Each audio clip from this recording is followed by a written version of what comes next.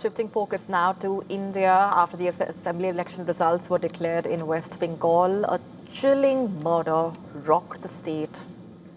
The personal assistant of BJP Suvendu Adhikari was shot dead while returning from Kolkata to Madhyamgram.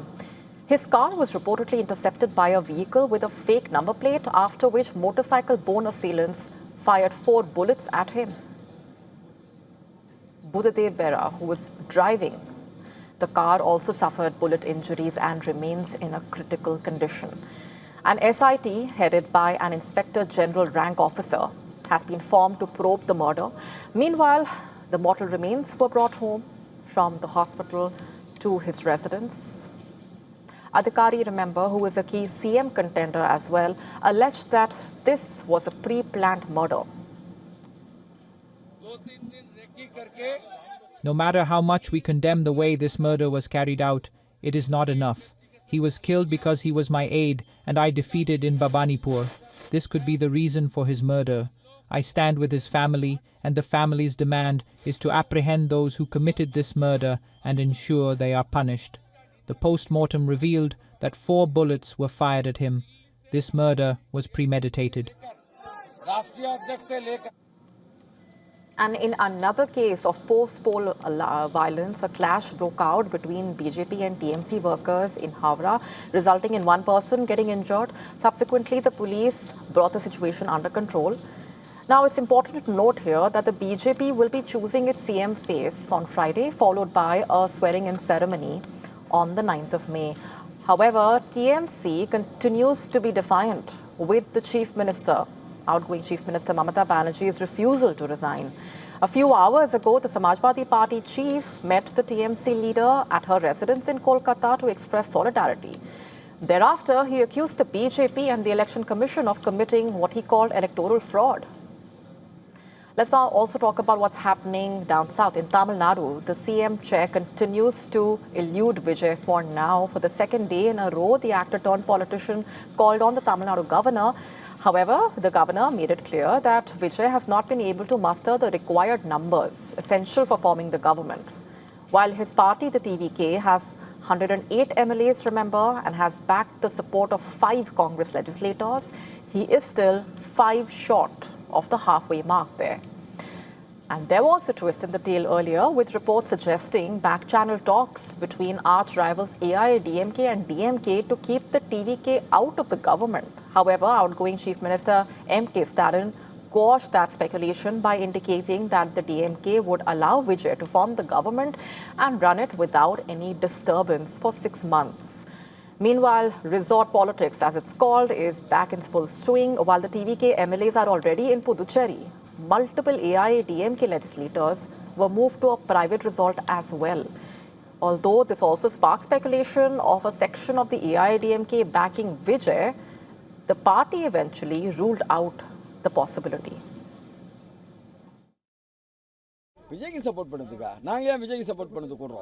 Due to the intense heat in Chennai, MLAs have said that they are staying in Puducherry.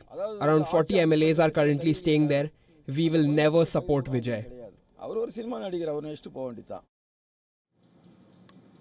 And amid all of this, all eyes are on the VCK, CPI and CPIM that have won 2 seats each. While they are yet to take a final call when it comes to supporting Vijay, all these parties urge the governor to invite him for government formation as leader of the single largest party. Interestingly, minority governments are not uncommon in India's history per se. What's important to note here is that they must prove majority on the floor of the House. This was also mentioned in the Supreme Court's judgment, S.R. Bommai judgment. In fact, what should the governor do then in case of a hung assembly is also the immediate question.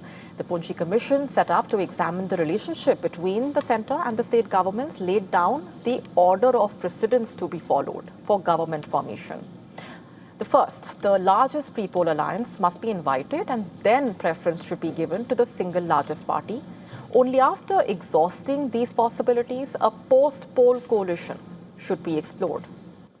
However, past precedents of a hung assembly showing a variance in the approach of governors For example, after the 2014 Maharashtra Assembly elections, the governor invited the BJP to form the government despite it lacking a majority.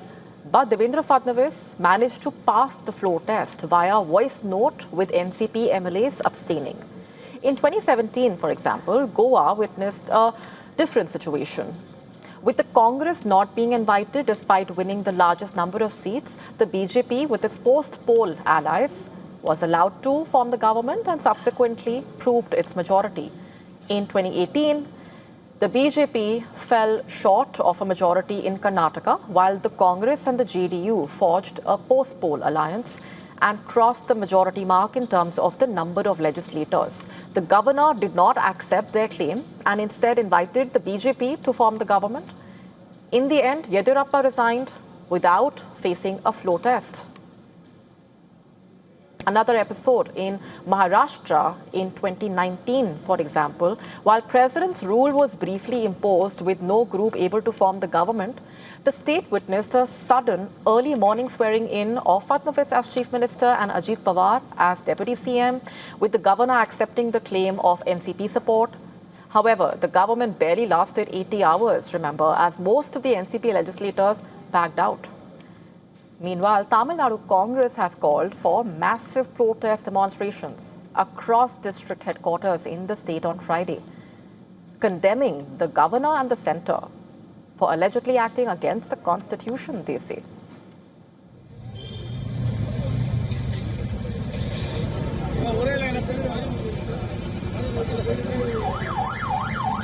To stay up to speed with the latest news, download the WION app and subscribe to our YouTube channel.